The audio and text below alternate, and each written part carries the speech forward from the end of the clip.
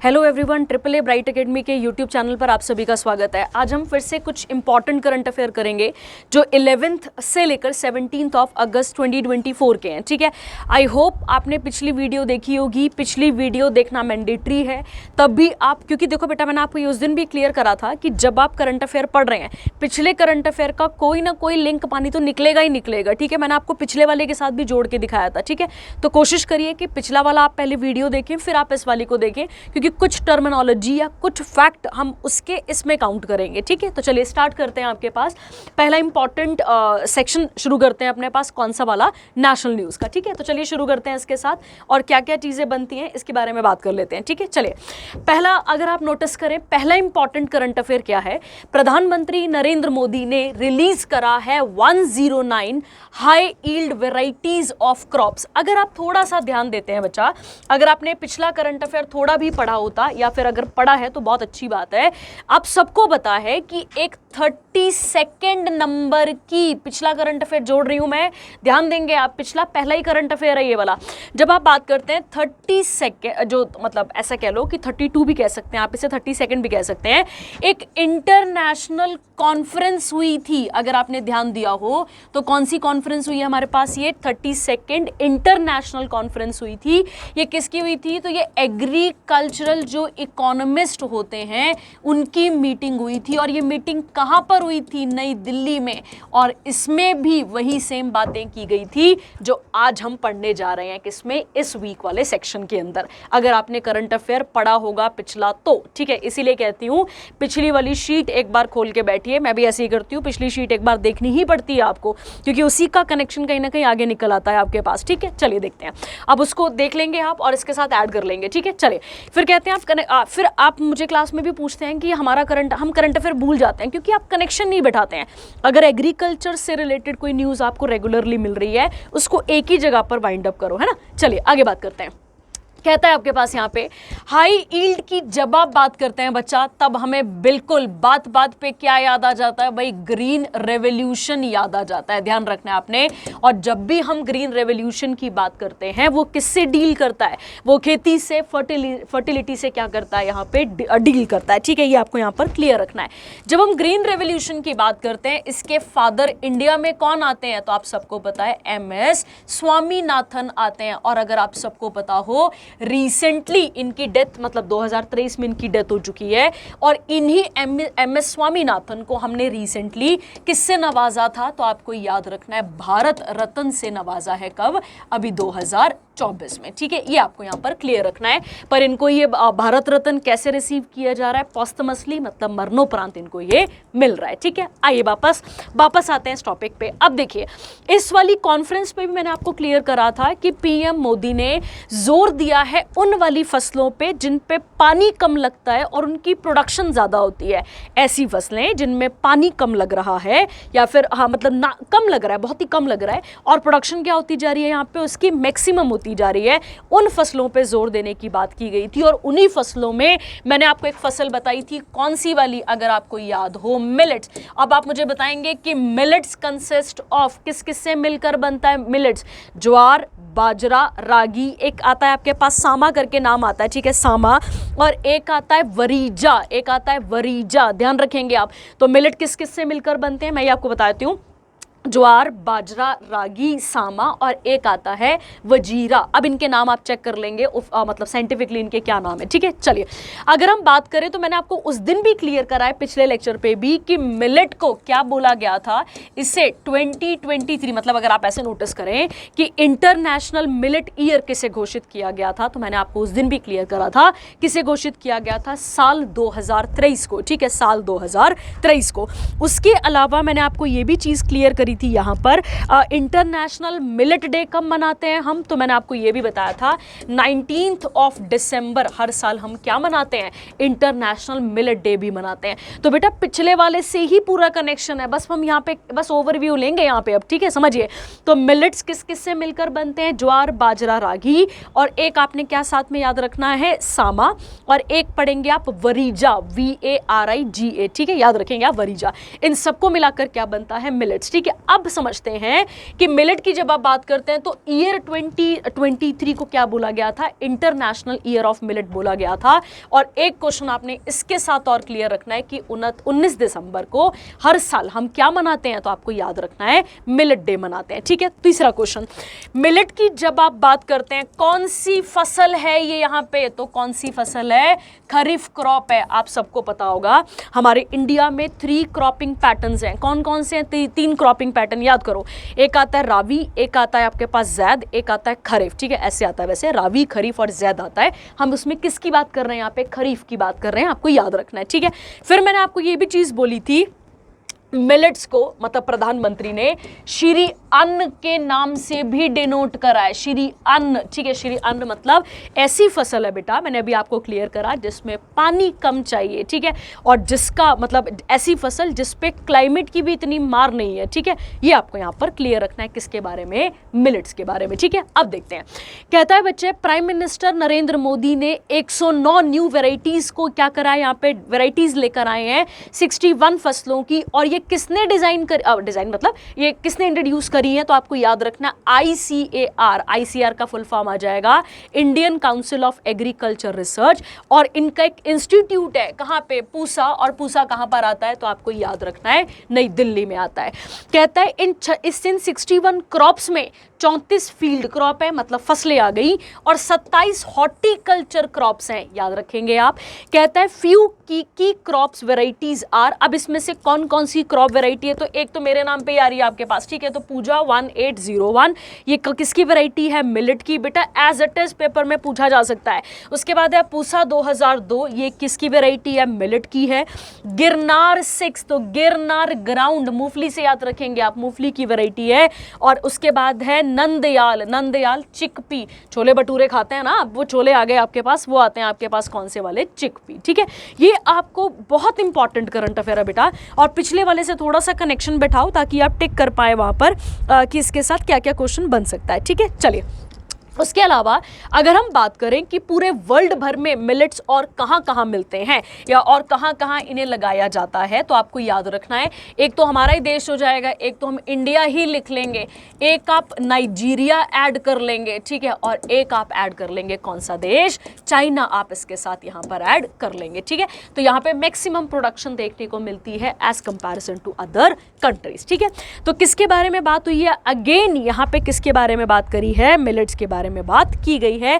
और ये super quality food होता है बेटा, जिसमें फाइबर, न्यूट्रिशन, ठीक है, जो भी एक बंदे को, उसकी बॉडी को, और देखो बेटा जितना अच्छा हम न्यूट्रिशन भरा फूड खाएंगे उतना हमारा इम्यून सिस्टम स्ट्रांग होगा। और क्योंकि हमें इम्यूनिटी की वैल्यू कब दिखी है, जब अपने पास कोविड आया था, ठीक है, तो ये आप देख सकते हैं, ठीक है।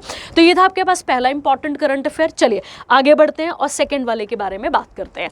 सेकंड आता है second phase of nation wide by annual MDA campaign. ध्यान देते हैं MDA का फुल फॉर्म क्या है, पहले ये समझते हैं, मास ड्रग एडमिनिस्ट्रेशन। अब ड्रग का मतलब वही मत समझ लेना, नशा नुशा मत समझ लेना, या ड्रग का मतलब है दवाई। किसके बारे में बात की जा रही है, यहाँ पे ड्रग की बात की जा रही है, दवाई, ठीक है। देखो बेटा, अच्छा एक चीज और आप इसमें ऐड कर सकते थे इस वाले पे, एक ना ICAR वालों का एक प्रोग्राम भी चल रहा है, ठीक है। ICAR मतलब Indian council of agriculture research का एक प्रोग्राम भी चल रहा है बच्चे, जिसका नाम है लैब टू लैंड प्रोग्राम, ठीक है, मतलब लैब टू लैंड प्रोग्राम, ये लिख लेंगे, ठीक है, ऐड कर सकते हैं आप, ये किसका प्रोग्राम है, तो आप लिख लेंगे।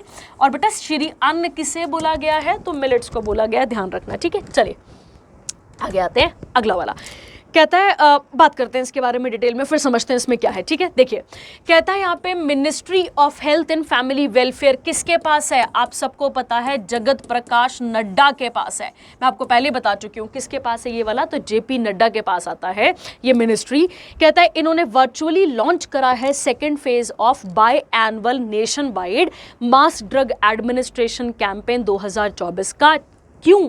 क्योंकि हमें एक बीमारी को खत्म करना है जिसका नाम है लिम्फेटिक फिलारिसिस बाय 2027। पहला क्वेश्चन क्या बन सकता है यहां से कि हमें कब तक इस डिजीज को खत्म करना है? तो 2027 तक खत्म करना है।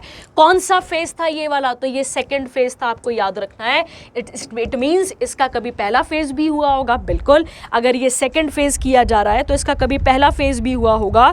तो आपको याद रखना है इसका पहला फेज जो है वो फरवरी में किया गया था, और फरवरी मतलब इस फरवरी में, फरवरी 2024 में किया गया था, और एग्जैक्ट डेट पूछेगा तो 10 फरवरी रहेगा। और अब जो सेकंड वाला हुआ है वो भी कब हुआ था? तो वो हुआ था आपके पास 10 अगस्त की बात करते हैं, ठीक है। चलिए, अगर हम इस LF मतलब लिम्फेटिक फिलारिसिस की बात करें तो इसे एलिफेंटियाटिस टियासिस भी कहते हैं, मतलब हाथी पांव इसे कहा जाता है, और ये एक मॉस्किटो ब्रॉन डिजीज है। वेरी वेरी इंपॉर्टेंट, ध्यान रखना इस बात का, ठीक है। किससे कॉज होती है? देखो बेटा, कॉज होने के कारण तो बहुत सारे हैं, पर एक उसमें कारण कौन सा आता है आपके पास? एक मॉस्किटो भी आता है, ये आपको यहाँ पे याद रखना है। कहता है ही the campaign focuses on 63 endemic districts. जरा नोटिस करिए कौन से डिस्ट्रिक्ट्स आ रहे हैं आपके पास या स्टेट्स आ रहे हैं? बिहार, झारखंड, कर्नाटका, उड़ीसा, तेलंगाना, यूपी।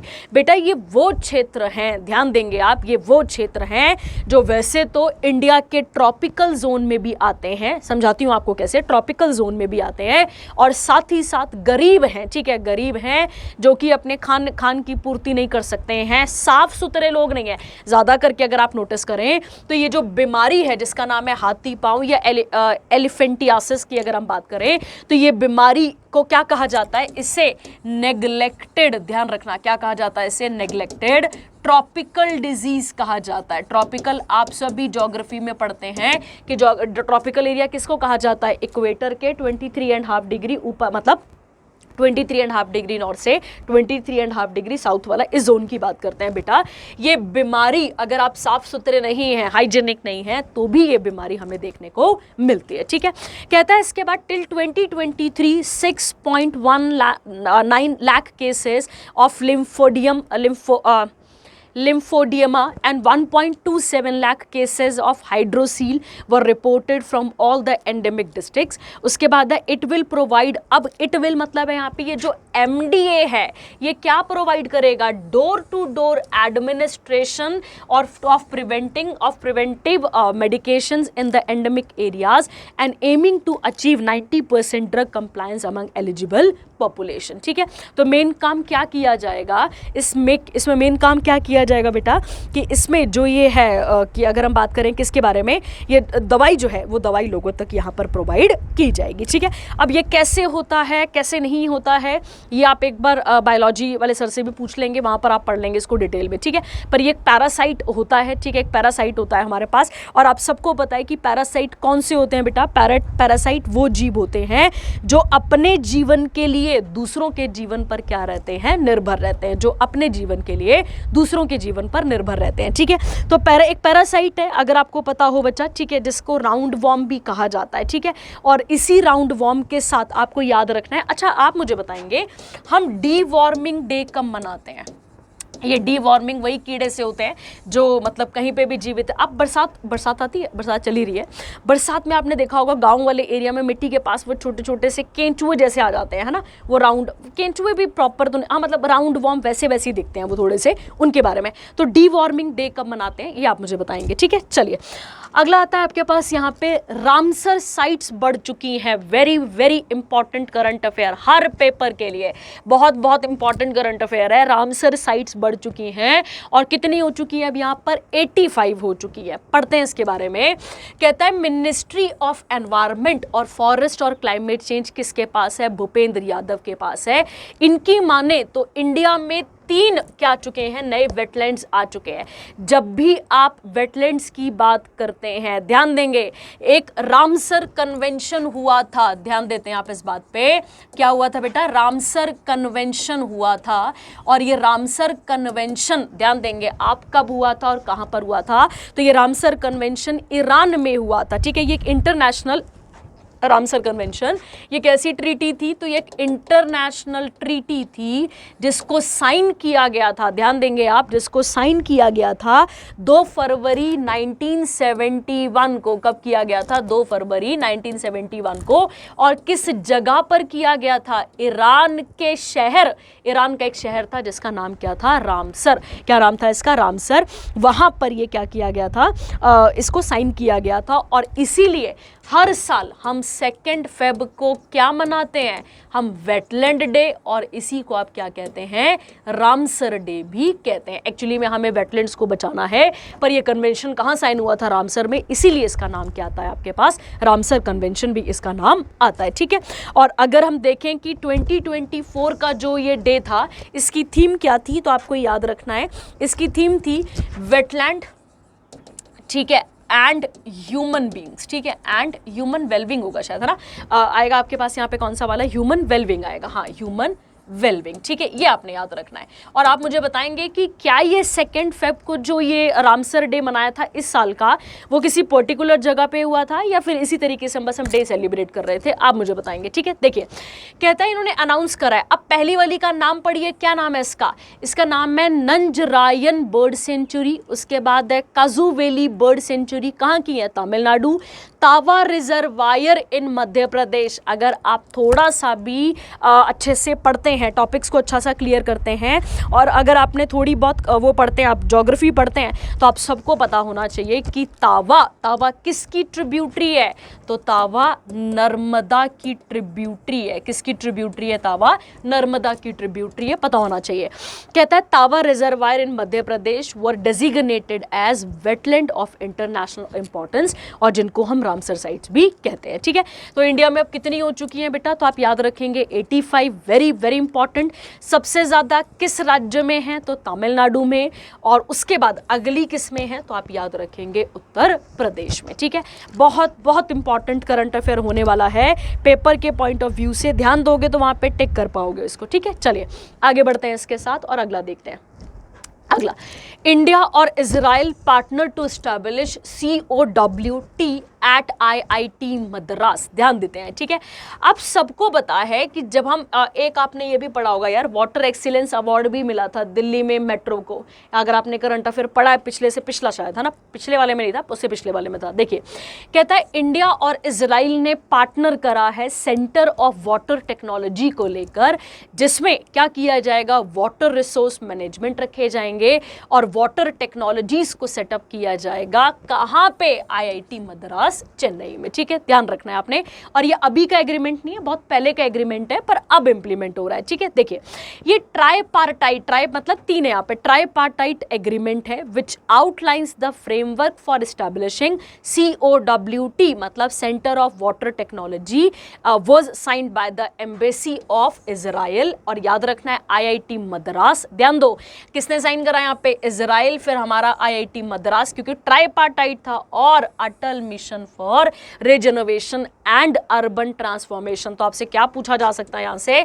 अमृत की फुल फॉर्म पूछी जा सकती है। ध्यान रखना है आपने, mission of the ministry of housing and urban affairs in 2023। मैंने अभी आपको क्या क्लियर करा था कि ये कब कौन सा एग्रीमेंट है? ये पुराना एग्रीमेंट है, पर इसका असर अब मतलब इसका काम अब शुरू हुआ है, ये आपको यहाँ पर याद रखना है, ठीक है।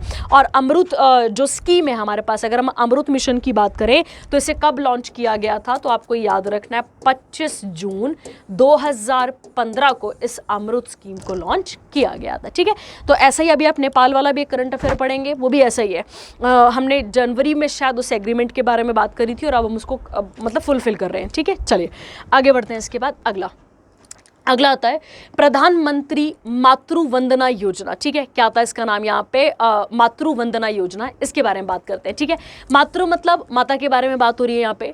कहता है प्रधानमंत्री मातृ वंदना योजना एक फाइनेंशियल असिस्टेंस स्कीम है। किसके लिए बेटा? तो आपको याद रखना है फॉर सपोर्टिंग प्रेग्नेंट। देखो बेटा, समझो क्या सीन है यहाँ पर, इसको ईजी भाषा में समझते हैं। जब हम इस स्कीम के बारे में बात करते हैं बेटा, इसमें वो वाली माताएं कवर की जाएंगी जो प्रेग्नेंट है हैं, देखो बेटा जैसे मान लेते हैं कुछ वुमेन्स जो हैं वो क्या कर रही होती हैं, हमारे पास जॉब कर रही होती हैं, ठीक है।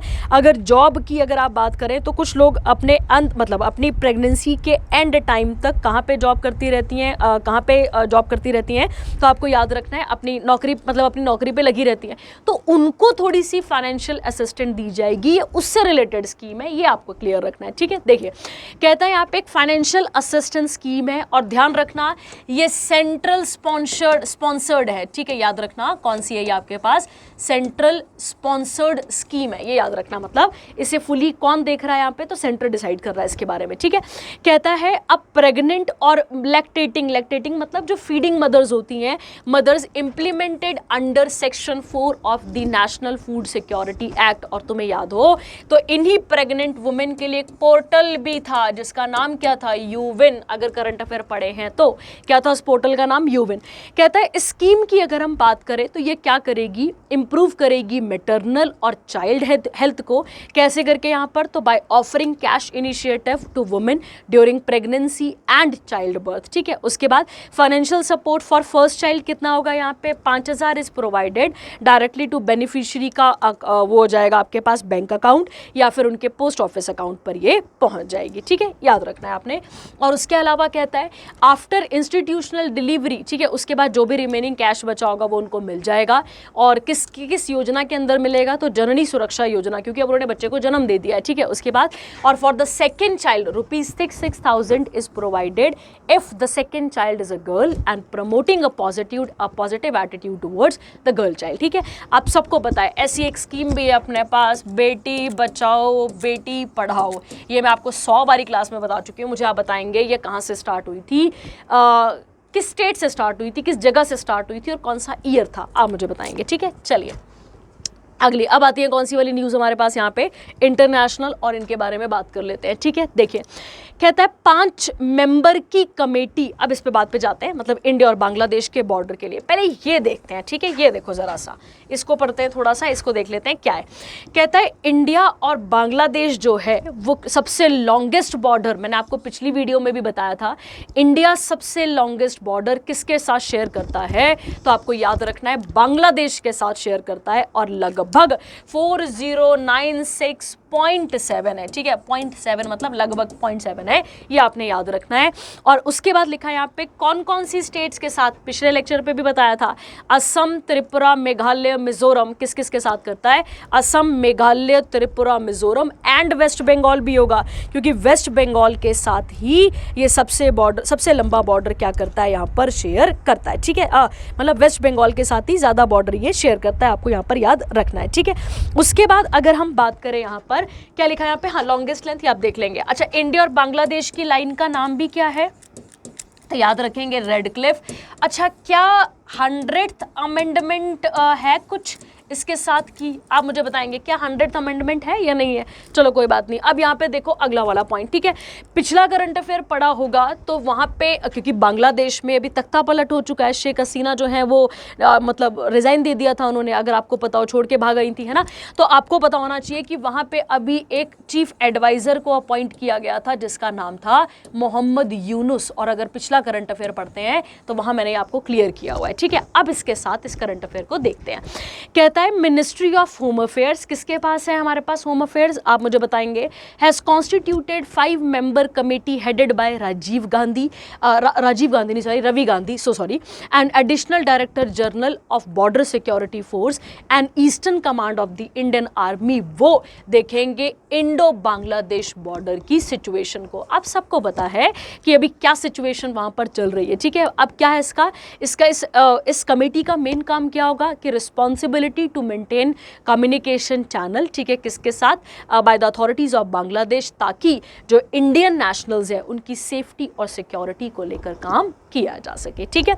और अगर फिर मैं आपको फिर याद कराती हूँ, ठीक है, अगर आपने पिछला करंट अफेयर पढ़ा है तो एक सशस्त्र सीमा बल एसएसबी के कोई डायरेक्टर जनरल हैं, वही डायरेक्टर जनरल अभी किसके वो बने हैं, बीएसएफ के भी डायरेक्टर जनरल बने हैं, उनको एडिशनल चार्ज मिला है, आप मुझे बताएंगे कौन है वो, ठीक है। चलिए हो गया आपके पास एक और इंपॉर्टेंट करंट अफेयर। अगला मोस्ट इंपॉर्टेंट करंट अफेयर, ठीक है, क्योंकि ये पेपर में इसके पूरे पूरे चांस है बनने के, ठीक है। ध्यान देते हैं, समझ लेते हैं पहले इसको, फिर बात करते हैं, ठीक है। कहता है 3 इंडियन ओशन स्ट्रक्चर्स रीनेम, ठीक है। तो 3 इंडियन ओशन के स्ट्रक्चर्स हैं और उनका क्या किया गया बेटा, यहाँ पे उनका नाम दोबारा से रखा गया है। 1 मिनट, हाँ, उनका नाम दोबारा से रखा गया है। हाँ, अब इसको समझाने के लिए मुझे थोड़ा सा एक शीट पे आगे जाना पड़ेगा, वो देख लेंगे आप अभी, ठीक है। देखिए, कहता है international hydrographic organisation and inter governmental oceanographic commission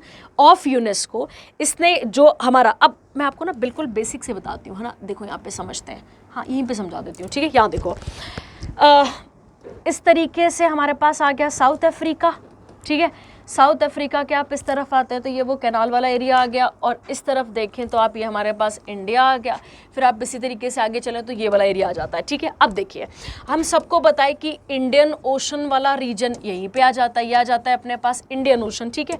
अब क्या है बेटा यहाँ पे कि इस इंडियन ओशन के, मतलब कोई भी अगर ओशन बॉडी होती है बेटा, हर एक अंडरग्राउंड वाटर के कुछ स्ट्रक्चर्स होते हैं। ध्यान दो मेरी बात पे, मैंने क्या कहा कि जितनी भी हमारे पास क्या होते हैं, जितने भी हमारे पास ये जो अंडर वाटर मतलब ओशन जो होते हैं, उनकी अगर हम बात करते हैं तो उनके क्या होते हैं बेटा, कोई ना कोई स्ट्रक्चर्स होते हैं, ठीक है। समझते हैं बिल्कुल बेसिक से, ठीक है। देखिए, सबसे पहले समझते हैं, मान लेते हैं कि हमारे पास ये आ गया, मतलब ये ऊपर तो लैंड आ गया, ये नीचे क्या आ गया, अपने पास पानी आ गया। तो इस पानी के अंदर कुछ इंपॉर्टेंट स्ट्रक्चर्स बनते हैं जिनके नाम आपको क्लियर होने चाहिए। पहला वाला कौन सा बनता है, तो आपको याद रखना है, पहला आता है कॉन्टिनेंटल शेल्फ। क्या बोलते हैं उसको हम यहाँ पर, कॉन्टिनेंटल शेल्फ, ठीक है। कॉन्टिनेंटल शेल्फ आपको यहाँ पर याद रखना है, ठीक है। शेल्फ बोलने का मतलब हो गया कि जैसे ये ज़मीन थी, ज़मीन के इस तरफ पानी दिख रहा है आपको, तो ये जो पड़ाव दिख रहा है आपको उतरने के लिए, शेल्फ काइंड ऑफ, इसको क्या बोलेंगे आप यहाँ पे, शेल्फ बोलते हैं। उसके बाद सेकेंड आता है आपके पास कॉन्टिनेंटल, आ जाएगा स्लोप। क्या आ जाएगा सेकंड वाले का नाम यहाँ पे, कॉन्टिनेंटल स्लोप। थर्ड आ जाएगा आपके पास कॉन्टिनेंटल राइज आ जाएगा, ध्यान रखना है आपने।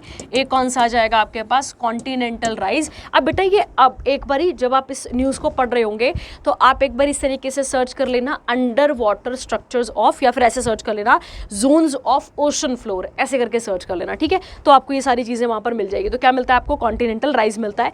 उसके बाद 4th नंबर पे होता है अबाइसल प्लेन, कहते हैं उसको, अबाइसल प्लेन कहा जाता है, याद रखना है आपने, ठीक है। और उसके अलावा फिर 5वां होता है आपके पास ओशन डीप्स भी कह देते हैं उसको, ठीक है, ओशंस डीप्स भी कह देते हैं, और उसी को ट्रेंचेस भी कह देते हैं, खाई जिसको कहते हैं, ठीक है। तो मतलब ये अपने पास एक वाटर बॉडी हो गई, और इस वाटर बॉडी के अगर आप बात करें, ये कुछ इंपॉर्टेंट क्या रहते हैं, ये कुछ इंपॉर्टेंट स्ट्रक्चर्स रहते हैं जो हमें कहाँ मिलते हैं, इन जगहों पे, मतलब पानी के अंदर हमें देखने को मिलते हैं। क्या क्या है, शेल्फ, स्लोप, राइज, अबेसल प्लेन, और एक आता है ट्रेंचेस।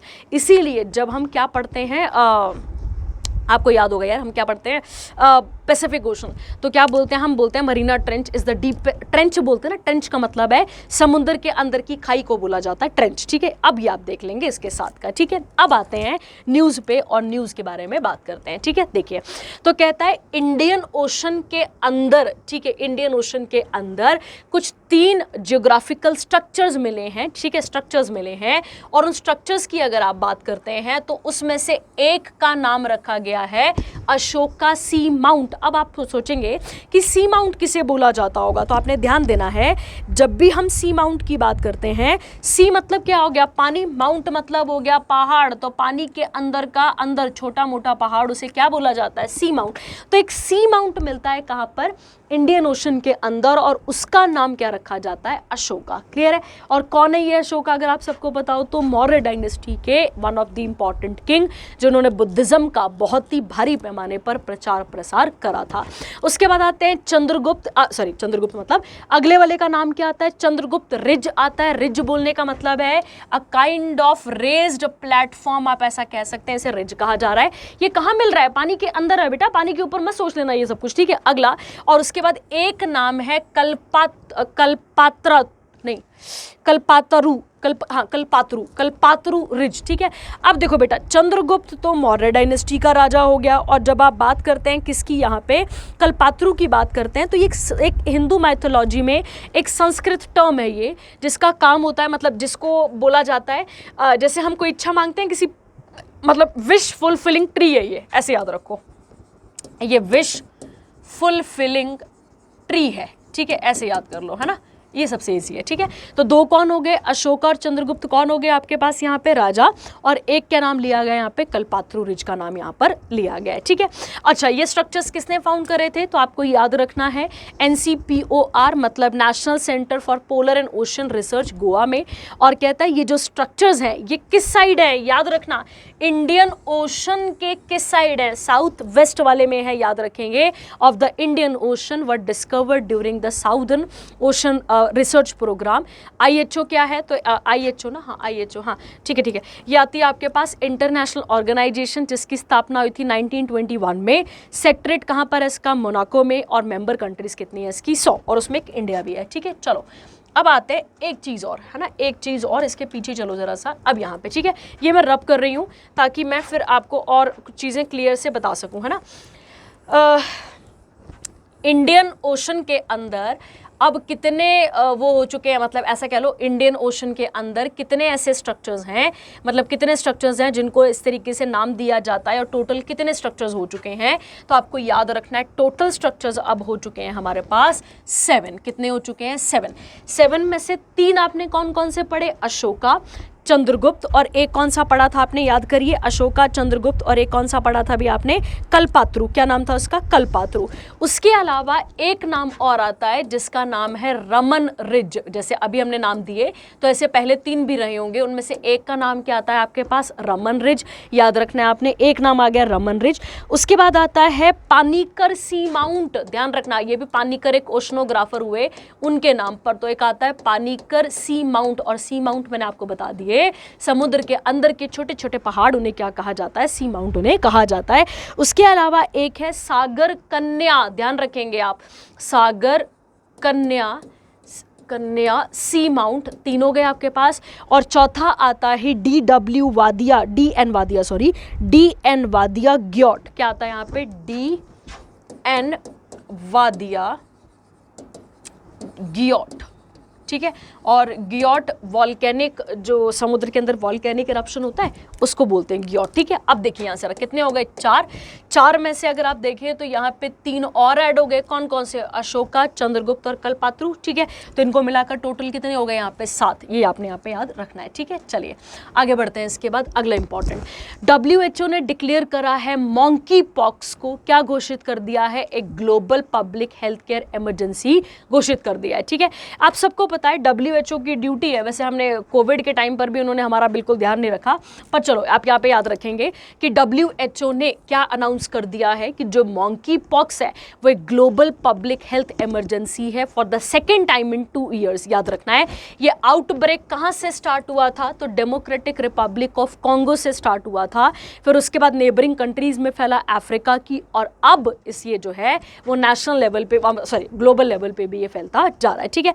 अब अगर आप इसकी बात करें बेटा, अगर आप किसकी बात करते हैं, एमपॉक्स की बात करते हैं। एमपॉक्स मतलब जब हम मॉन्की पॉक्स की बात करते हैं बच्चा, इसे एक्चुअली में आइडेंटिफाई किया गया था कब, 1958 में पहली बार, ठीक है। तो ये कोई पहली बार बीमारी नहीं हो रही है, इसकी दवाइयां भी है, ठीक है, पर ये पहली बार होने वाली बीमार नहीं है, पर अब ये फिर से दोबारा से फैल रहा है, और ये एक प्रकार की जूनोटिक डिजीज है। ध्यान रखना कौन सी डिजीज है, जूनोटिक, मतलब एनिमल से ह्यूमन को होगी, ठीक है, जिसमें आपकी बॉडी पे बड़े बड़े वो रेड कलर के दाने से आ जाएंगे, वो आ जाता है आपके किसके पास, एमपॉक्स के अंदर, ठीक है।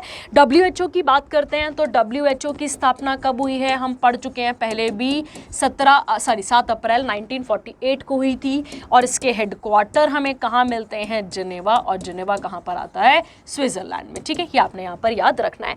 और 7 April is celebrated as health day, ये भी आपको याद रखना है, ठीक है। चलिए आगे बढ़ते हैं, इसके साथ अगला देखते हैं। अगला आता है ILO report on youth unemployment rate. एक आपने पिछले से किसी करंट अफेयर में पढ़ा होगा, एक और रिपोर्ट आई थी अनएम्प्लॉयमेंट वाली, उसमें हमने किसके बारे में अनएम्प्लॉयमेंट बात करी थी, वो हमने बात करी थी शायद इंडियन लेवल पे। और अब जो है, अब हम कौन सी वाली पढ़ने जा रहे हैं यहाँ पे, अब हम पढ़ने जा रहे हैं इंटरनेशनल लेवल की रिपोर्ट को पढ़ने जा रहे हैं। ठीक है, चलिए इसके बारे में बात कर लेते हैं और देखते हैं क्या क्या चीज़ें हैं। कहता है according to international labour organisation, report का टाइटल रहेगा global employment trend for youth 2024, decent work brighter futures. अगर हम बात करें तो बोलता है global youth unemployment rate in 2023 decrease हुआ है कितना percent, 13%, which represent 15 year low and fall from pre pandemic rate of 13.8 in 2019।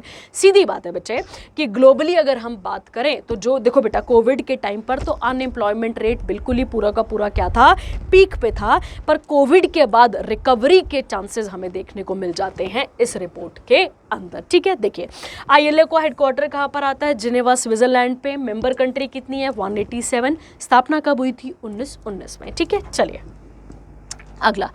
अगली आती है अब आपके पास कौन सी वाला सेक्शन आ गया, अब आपके पास बैंकिंग और इकोनॉमी का सेक्शन आ गया। चलिए बात कर लेते हैं इसके बारे में भी। ठीक है, आते हैं इसके बारे में और क्या क्या चीज़ें बोली जा रही हैं, बात कर लेते हैं। इंडिया और USA ने एक MOU साइन करा है, किसको लेकर, SME को लेकर बात करते हैं। कहता है मिनिस्ट्री ऑफ माइक्रो स्मॉल और medium enterprises government of India के अंदर इन्होंने एक MOU साइन करा है, किसके साथ, अमेरिका के साथ। ध्यान रखना है आपने, किसके साथ करा यहाँ पे, अमेरिका के साथ। अगर आपसे पूछे कि मिनिस्टर कौन है तो क्या नाम आ जाएगा, जितन राम मांझी। क्या नाम आ जाएगा मिनिस्टर का, जितन राम मांझी, आपने यहाँ पर याद रखना है। ठीक है, इनका नाम आ जाता है जितन राम मांझी। और इन्होंने एक MOU साइन करा है, किसके साथ, किसके साथ करा है, USA के साथ। यहाँ पे एग्रीमेंट को साइन किया गया है। ठीक है, अगर हम बात करें बेटा इसके बारे में तो इसमें क्या किन किन चीज़ों के ऊपर जोर दिया जाएगा, देखिए बात करते हैं। यहाँ पे कहता है ये फोकस करेगा participation in the global market, मतलब हम म्यूचुअली विजिट करें, हम आपके यहाँ आए, आप हमारे यहाँ आना। उसके बाद वेबिनार्स, ठीक है, और वर्कशॉप। उसके अलावा ग्रीन इकोनॉमी, क्लाइमेट, इन सब चीज़ों के बारे में भी वहाँ पर बात की जाएगी। The two nation also agree to explore the development of business matching digital platform, recognising the importance of MSME in promoting inclusive growth. Expand करना है, और इसी के साथ साथ एक इम्पॉर्टेंट वुमेन पार्टिसिपेशन का भी, बिजनेसेस में वुमेन पार्टिसिपेशन को भी बढ़ाने की बात की गई है। ठीक है, ये आपको यहाँ पर याद रखना है। ठीक है, तो सीधा फैक्चुअल करंट अफेयर है, कोई बारी बात नहीं है इसमें। अगला कहता है USA accounts for highest FPI investment in India, SEBI report. अब ध्यान से सुनते हैं पहले इस बात को। ठीक है, ध्यान से सुनते हैं और बिल्कुल बेसिक से समझते हैं। ठीक है, देखिए किसी भी देश की इकोनॉमिक डेवलपमेंट को अगर बढ़ाना है, किसी भी देश की इकोनॉमिक डेवलपमेंट को अगर बढ़ाना है तो उसके लिए क्या चीज़ें लगती हैं, उसके लिए फॉरेन का जो इन्वेस्टमेंट है वो लगता है, बिल्कुल लगता है। ठीक है, जैसे हम कहीं और इन्वेस्ट कर रहे हैं, वैसे आप कह सकते हैं कि बाहरी कंपनियों का भी इंडिया में इन्वेस्ट करना बहुत ही ज़्यादा ज़रूरी होता है। इन्वेस्टमेंट को, फॉरेन इन्वेस्टमेंट को आप दो पार्ट्स में डिवाइड कर देते हैं। एक हम कहते हैं FDI और एक आता है आपके पास FPI। एक कौन सा आता है बेटा, FDI, और एक कौन सा आता है आपके पास यहाँ पे FPI। ठीक है, देखिए आप सबको पता होगा 1991 मतलब कि 1991 में, ईयर में, मतलब उस साल में एक पॉलिसी आई थी जिसे कहते हैं लिबरलाइजेशन। और इस लिबरलाइजेशन पॉलिसी के अंदर बहुत सारी फॉरेन कंपनीज ने इन्वेस्ट करा था, कहां पर, इंडिया में। ठीक है, अब इसके बारे में बात करते हैं, फिर इस न्यूज़ पे जाते हैं, क्योंकि विदाउट इसके समझ पाना, न्यूज़ को समझ पाना आसान नहीं होगा। ठीक है, देखिए बात करते हैं। जब आप FDI की बात करते हैं बेटा, तो बोलने का मतलब हो गया जब कोई फॉरेन कंपनी भारत की किसी कंपनी में, ध्यान देते हैं, जब फॉरेन की कोई कंपनी, कोई भी XYZ कोई A कंपनी है, ठीक है, इस A कंपनी ने जब भी किसी फॉरेन की कोई कंपनी जो है वो इंडिया में, या मतलब भारत की किसी कंपनी में 10% याद रखेंगे आप, या उससे ज़्यादा का स्टेक एक्वायर करती है, स्टेक या फिर होल्डिंग एक्वायर करती है, तो उसे हम क्या कहते हैं, तो उसे हम यहाँ पर FDI कहते हैं। ठीक है, मतलब किसी एक कंपनी ने इंडिया की किसी कंपनी पर क्या कर दिया, इन्वेस्ट कर दिया, उसे क्या कहेंगे आप यहाँ पर एफडीआई। अब एफडीआई में ऐसा ही नहीं है कि एक कंट्री दूसरी कंट्री पे इन्वेस्ट कर रही है, मतलब उसकी किसी कंपनी पे इन्वेस्ट कर रही है तो ही हम एफडीआई कह रहे हैं, बिल्कुल नहीं।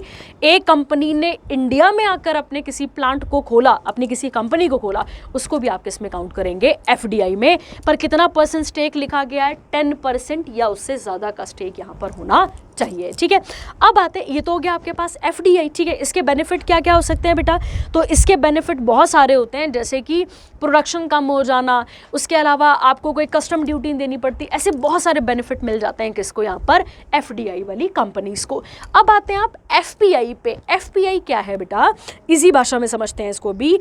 जब कोई फॉरेन इन्वेस्टर, ध्यान देंगे, जब कोई फॉरेन इन्वेस्टर जो है वो क्या करता है, किसी भी भारत की किसी भी कंपनी में 10% या 10% से कम का स्टेक, ज़्यादा था तो एफडीआई, कम है तो एफपीआई याद रखना, 10% से कम का स्टेक एक्वायर करता है, उसे हम क्या कहते हैं, एफपीआई।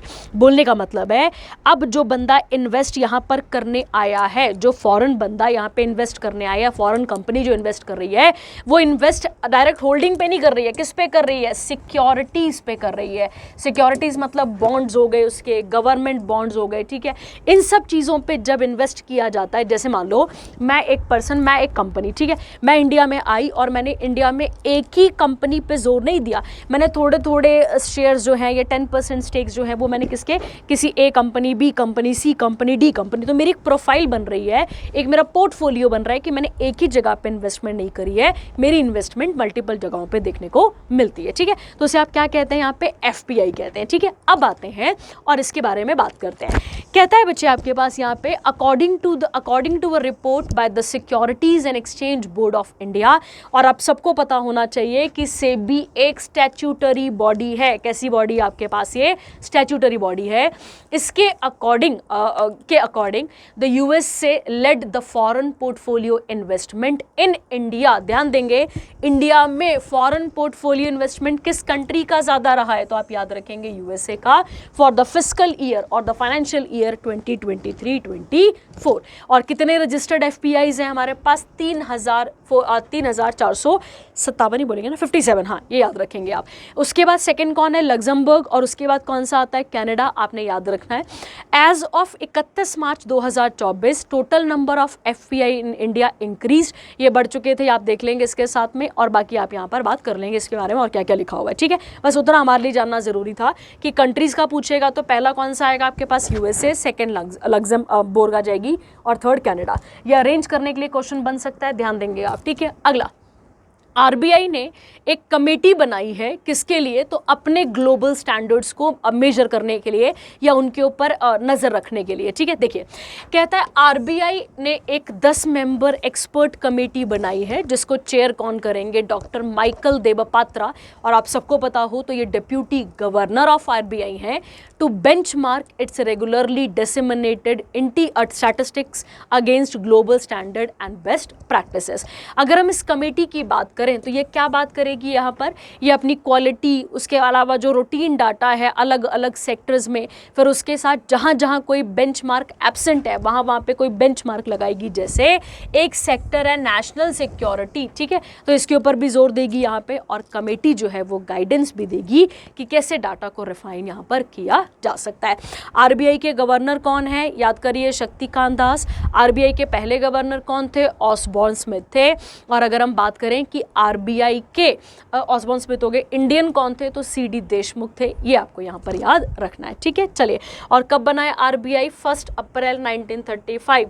ये मैं आपको बार बार नहीं कराती, हमने बार बार कर लिया ये पहले भी, ठीक है। अगला, आरबीआई ने यूपीआई ट्रांजैक्शन लिमिट्स को क्या कर दिया है, बढ़ा दिया है, किसके लिए, for tax payment to ₹5 lakh, ठीक है। देखिए, तो पहले कितनी लिमिट थी यहाँ पर, तो आप याद रखेंगे 1 लाख, और अब कितनी हो चुकी है यहाँ पे 5 लाख पर ट्रांजैक्शन, ठीक है। और क्यों ऐसा है, क्योंकि देखो, अगर आपने पिछला करंट अफेयर, मैं फिर बार बार कहती हूँ क्योंकि शीट होना बहुत ज़रूरी है आपके पास पुरानी वाली, पिछला करंट अफेयर पढ़ा होगा तो आरबीआई ने एक डेटा रिलीज करा था जिसके अकॉर्डिंग जो इंडिया में डिजिटलाइजेशन है वो बहुत ही पेस पे जा रहा है, ठीक है। मतलब लोग अब कैशलेस ज़्यादा होते जा रहे हैं, डिजिटलाइज की तरफ ज़्यादा बढ़ते जा रहे हैं, ये उसी के साथ था। और ये डिसीजन कहाँ डिसाइड किया गया था? मॉनेटरी पॉलिसी कमेटी, ये आपको बताई थी मैंने, जिसमें आपने शायद वो पढ़ा था यार, रिजर्व नहीं पढ़ा था, रेपो रेट के बारे में पढ़ा था हमने, ठीक है, ये याद रखना है आपने। चलिए अगला आता है आपके पास, इंडिया का फॉरेक्स रिजर्व, ठीक है, बढ़ चुका है और कितना जा चुका है? 675 बिलियन। अब यहाँ पे एग्जामिनर थोड़ा सा खेल लेता है आपसे, यहाँ थोड़ा सा डाटा चेंज करके क्वेश्चन पूछ सकता है, ठीक है। देखिए कहता है कितना हाई जा चुका है, तो डॉलर 675 बिलियन, ये आपको यहाँ पर याद रखना है। फॉरेन पोर्टफोलियो इन्वेस्टमेंट अभी आपको बताया, ठीक है। उसके अलावा एक होती है फॉरेन डायरेक्ट इन्वेस्टमेंट, ये फैक्चुअल न्यूज़ है, ये आप साथ में कवर कर लेंगे कि कितना कितना मुनाफा हुआ है, ठीक है। चलिए आगे आता है, RBI proposes alternative authentication method for digital payment. देखिए बेटा, अगर हमारा इंडिया डिजिटलाइज होता जा रहा है, अगर हम डिजिटलाइजेशन की तरफ और बढ़ते जा रहे हैं, तो उसका खतरा भी तो बढ़ रहा है। स्कैम देखिए कितने ज़्यादा हो रहे हैं। तो उन्हीं सबको कॉम्बैट करने के लिए यहाँ पे आरबीआई ने क्या इंट्रोड्यूस करा है, जो हमारे पुराने ट्रेडिशनल मेथड थे, ओटीपी वगैरह वगैरह, एसएमएस जाएगा, ओटीपी जाएगा, उन सब से बचने के लिए कुछ नया इंट्रोड्यूस करा है। इसको पढ़ लेते हैं। कहता है आरबीआई ने alternate method of additional factor authentication for digital payment, इसमें क्या क्या चीज़ें आ रही हैं? Pin, software token, biometric like fingerprints. देखिए पहले क्या होता था कि एसएमएस बेस्ड ओटीपी आता था, जो कि प्राइमरी मेथड होता था हमारे पास। अब यहाँ पे इसे और डिफाइन करके बताया गया। देखो क्या बोला गया, कहता है ऐसा कुछ जो किसको पता होना चाहिए? यूज़र को पता होना चाहिए। मतलब अगर मैं यूज़र हूँ जो डिजिटल पेमेंट कर रहा है, तो उसे क्या पता होना चाहिए? अपना पासवर्ड, अपना पास फ्रेज और अपना पिन मुझे पता होना चाहिए। Something the user has, user के पास हमेशा क्या होना चाहिए? कार्ड, हार्डवेयर और सॉफ्टवेयर टोकन होना चाहिए। और उसके अलावा the something the user is, user का क्या क्या लग जाएगा भैया? फिंगरप्रिंट लग जाएगा। और किसी भी प्रकार का बायोमेट्रिक हो सकता है, आई स्कैन कर लें, है ना, आईज भी स्कैन की जाती हैं, या फिर फिंगरप्रिंट, इस तरीके से चीज़ों को डिजिटल पेमेंट को और बढ़ावा देने के लिए किया गया है, ठीक है। चलिए उसके बाद आता है प्रधानमंत्री जन धन योजना जो है वो, उसमें कितने बेनिफिशरीज हो चुके हैं, तो आपको याद रखना है कितने बताए गए हैं वहाँ पे? 53 करोड़ याद रखेंगे आप, कितने आ गए हैं? 53 करोड़ याद रखते हैं आप, ठीक है। देखिए इसे लॉन्च कब किया गया था, तो पहले आपको याद करना पड़ेगा, अगस्त 2014 में इसे क्या किया गया था? लॉन्च किया गया था प्रधानमंत्री जन धन योजना को। देखिए बेटा, इसमें मेन काम क्या था पहले ये समझते हैं। इसका मेन काम क्या था? फाइनेंशियल इंक्लूजन करना, मतलब बैंकिंग सिस्टम की तरफ लोगों को लेकर जाना। किसकी तरफ लेकर जाना? बैंकिंग सिस्टम की तरफ लोगों को लेकर जाना, बैंकिंग सेक्टर को एक्सपैंड करना। और जैसे मान लो एक कोई एसबीआई है तो वो अपनी ब्रांचेस खोल रही है, कोई बैंक है वो अपने ब्रांचेस खोल रहा है, इस प्रकार की एक्टिविटीज को ओपन करना, ये था आपके पास प्रधानमंत्री जन धन योजना। कहता है इसमें टोटल बेनिफिशरीज कितने हो चुके हैं, तो 52.99 करोड़, जिसको हम 53 भी कह रहे हैं यहाँ पे। टोटल बैलेंस कितना हो चुका है? 228362 करोड़। कब तक की डाटा बोल रहा है ये? 31 जुलाई 2024। और ये वर्ल्ड की सबसे बड़ी फाइनेंशियल इंक्लूजन स्कीम बन चुकी है, ये आपने यहाँ पर याद रखना है, ठीक है। और मतलब देखो बेटा, इसमें ना ये हमारे घर वालों को भी खोला गया था, ठीक है। ये गांव में हर जगह पे ये प्रोग्राम चला था। इस प्रोग्राम के अंदर प्रधानमंत्री जनधन के अंदर जो है वो सब ने अपने अपने बैंक अकाउंट्स का खाता खुलवाया था, ठीक है। चलिए आगे बढ़ते हैं, इसके बाद अगला देखते हैं। अगला कहता है NSC registered investor base crosses 10 crore, ठीक है। आप सबको पता है national stock exchange of India के बारे में, जो कि बॉम्बे में सिचुएटेड है, has announced a significant achievement. इसमें इन्वेस्टर कितने बढ़ चुके हैं, तो याद रखना है आपने, कितने बोले गए हैं यहाँ पे? 10 करोड़ मार्क कर चुके हैं।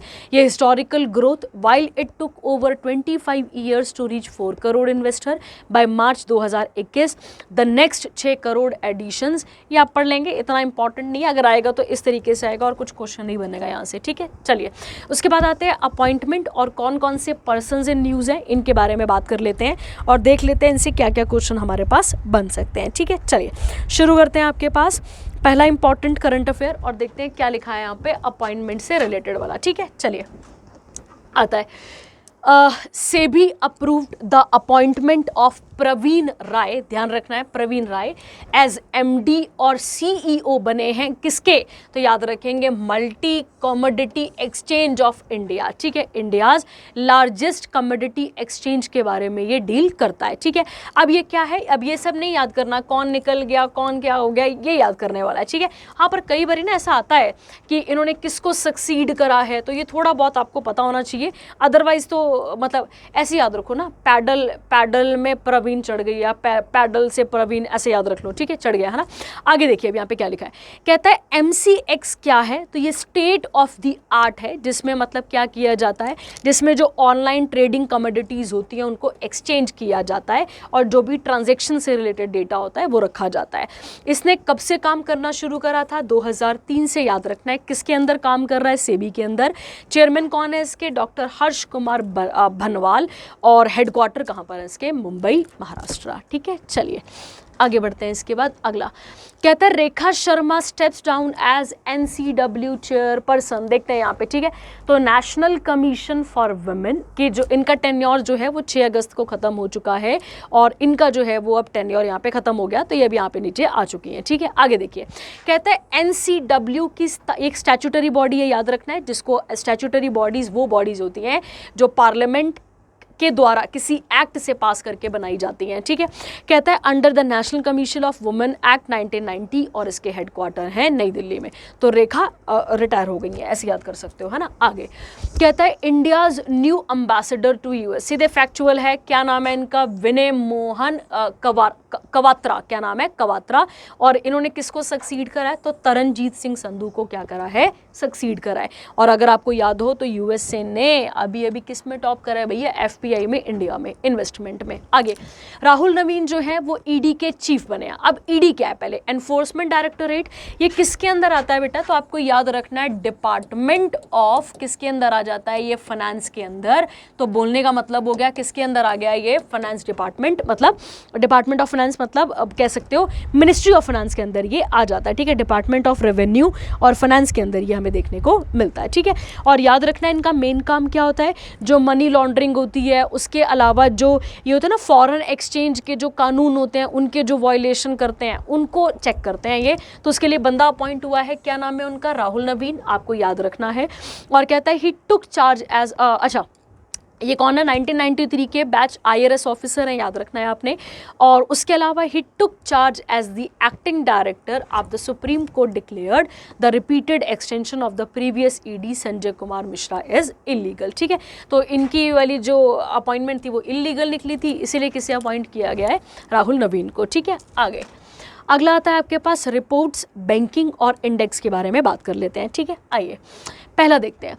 कहता है India retained 8th position in global agriculture reports WTO, ध्यान रखेंगे इस बात का, ठीक है। देखिए कहता है WTO की अगर हम रिपोर्ट की माने तो बोला गया है यहाँ पर कि इंडिया की जो पोजीशन है वो कितनी है, वर्ल्ड में 8th लार्जेस्ट एक्सपोर्टर है, किस चीज़ का, एग्रीकल्चरल प्रोडक्ट्स का इन 2023। याद रखना है आपने, कितना बिलियन करा है, ये इतने काम का नहीं है, रैंक ज़रूर याद रखना है।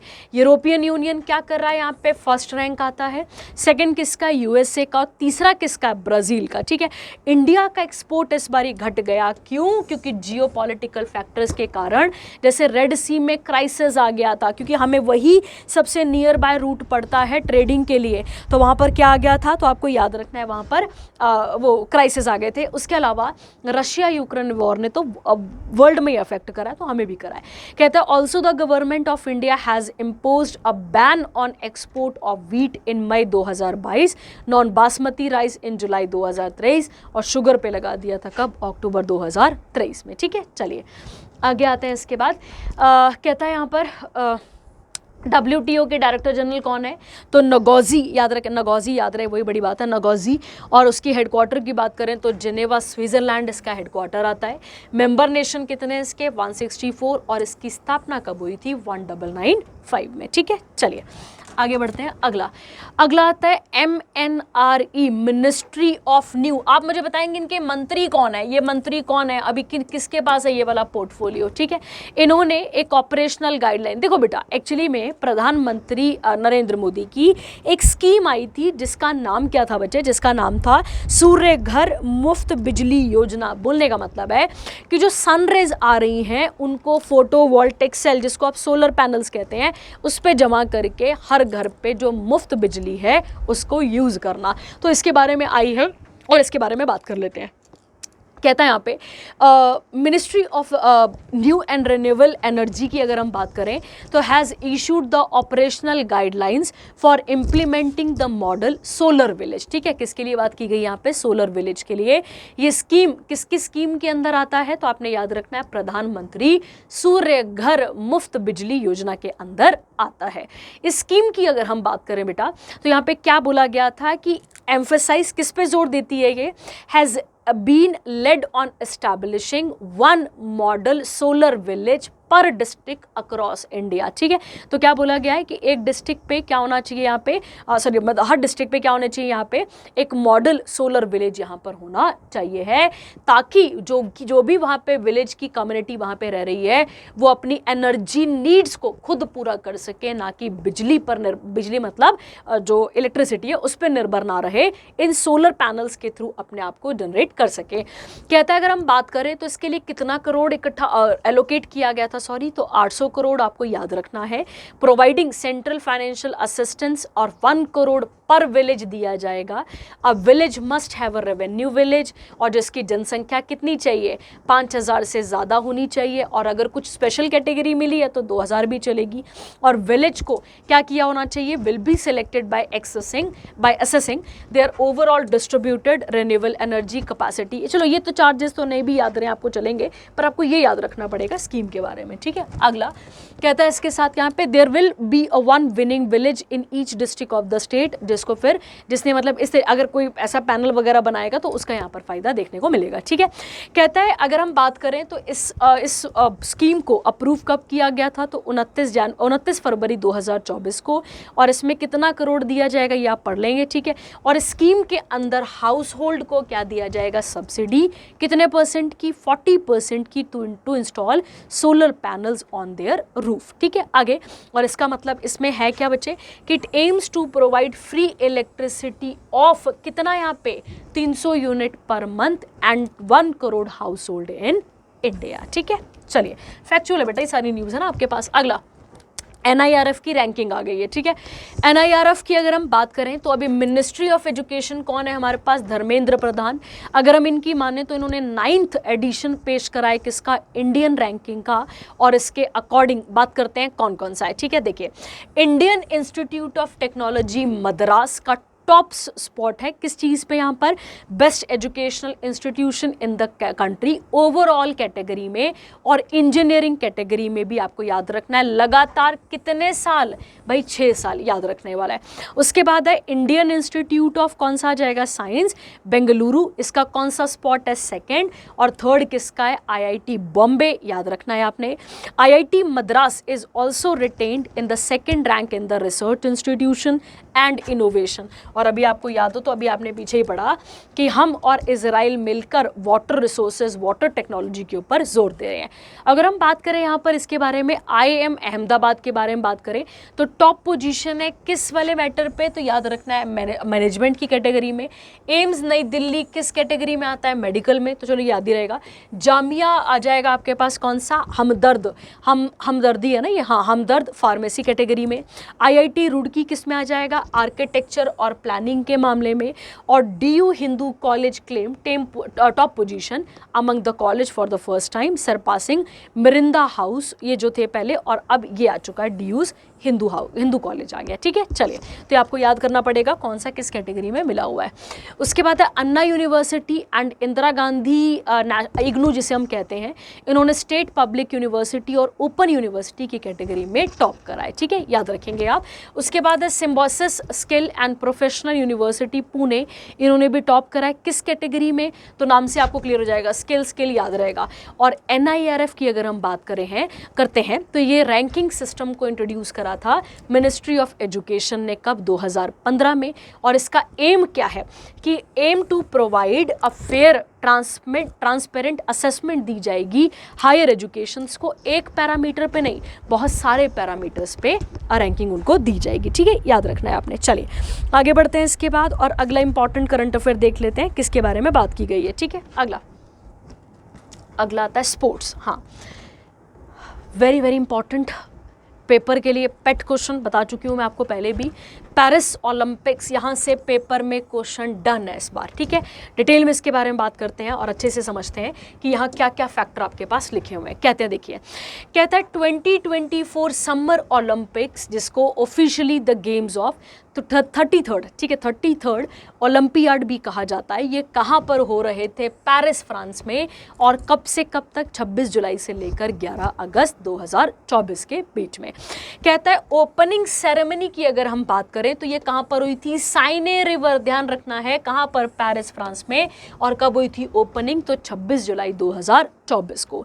मनु भाकर और सर्वजोत सिंह, इन दोनों को क्या मिला है यहाँ पे, ब्रॉन्ज मेडल।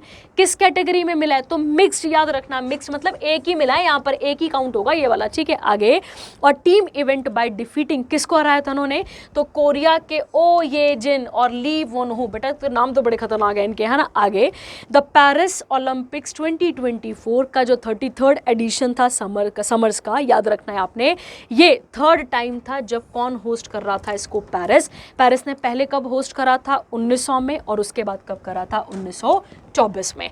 कहता है इस ईयर की थीम क्या थी, तो आप याद रखेंगे, लेट्स मूव एंड सेलिब्रेट, ध्यान रखना है आपने। और इसका एक वो था, वो ना क्या बोलते हैं आप उसको, मास्कट भी कहते हैं, मास्कट क्या था यहाँ पे, फिरगिस, तो ये आपने याद रखना है। नेशनल एथलीट्स, इंडियन एथलीट्स की अगर हम बात करें तो कितने एथलीट्स ने इंडिया को रिप्रेजेंट करा, 117 ने। कितने इंडियन एथलीट्स कंप्लीटेड इन, कितने मेडल इवेंट हुए यहाँ पे, तो 69 मेडल इवेंट। कितने स्पोर्ट्स हुए, 16, याद रखेंगे। और मनु भाकर क्या बन गई, पहली इंडियन वुमेन जिनको क्या मिला है, ओलंपिक्स में शूटिंग मेडल मिला है, और पहली इंडियन जिनको 2 मेडल्स मिले हैं, किसमें, इन सिंगल ओलंपिक एडिशन में। नीरज चोपड़ा, आप सबको पता है, ठीक है, कि इनको कौन सा मेडल मिला है, सिल्वर, याद रखेंगे, जेवलिन थ्रो के साथ। हमने ये करंट अफेयर पहले भी पढ़ा है आपके पास। उसके बाद है अमन शेरावत, ये यंगेस्ट ओलंपिक मेडलिस्ट बन गए। किस कौन सी मतलब इनका वो क्या था, स्पोर्ट क्या था इनका, तो रेसलिंग था, और क्या मिला इनको, ब्रॉन्ज, याद रखना है। ओपनिंग सेरेमनी किसने करी थी, तो बैडमिंटन स्टार PV सिंधु, जो कि, और टेबल टेनिस प्लेयर, क्या नाम है उनका, शरत कमाल, इन्होंने यहाँ पर ओपनिंग करी थी इसकी। क्लोजिंग में कौन थे यहाँ पर, तो इंडिया से, तो आपको याद रखना है, इंडिया को रिप्रेजेंट करने वाले मनु भाकर, और हॉकी प्लेयर कौन थे, PR श्रीजेश थे, याद रखना। टॉर्च बियरर कौन थे यहाँ पे, तो अभिनव बिंद्रा थे, जो कि पहले इंडियन थे जिनको क्या मिला था, gold medal in individual event में। चीफ दे मिशन किसके पास था, गगन नारंग के पास था, याद रखना है। और इंडिया के टोटल ओलंपिक मेडल कितने हुए, 41, ये आपको यहाँ पर क्लियर रखना है।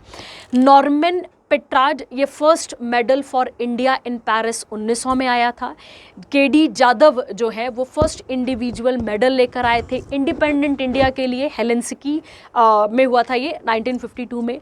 Karman Malleswari first women to win Olympic medal Sydney में 2000।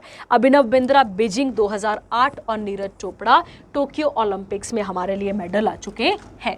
अब ये फैक्चुअल है सारा, है ना, याद करने वाला है। देखिए अभी आप रैंकिंग देख लेंगे, यहाँ पे इंडिया कहाँ पर दिख रहा है आपको, तो इंडिया दिख रहा है ना आपको यहाँ पे ऑर्डर, तो हमारा ऑर्डर क्या चल रहा है, 71, गोल्ड 0 है हमारे पास, सिल्वर 1 है हमारे पास, ब्रॉन्ज 5 है हमारे पास, और टोटल कितने हो गए, 6। देखिए लिखा है स्वप्निल कौशल, लिखा है शूटिंग में क्या मिला है इनको, ब्रॉन्ज, याद रखना है। और उसके बाद है मनु भाकर, होगा बेटा, भास्कर नहीं होगा, मनु भाकर शूटिंग, और किस में मिला है इनको यहाँ पर, तो एक तो मिक्स्ड में मिला है, एक सिंगल भी मिला है। फिर मेन हॉकी यहाँ पर किससे मिला, मतलब मेन हॉकी जो टीम है उसे भी ब्रॉन्ज मिला है।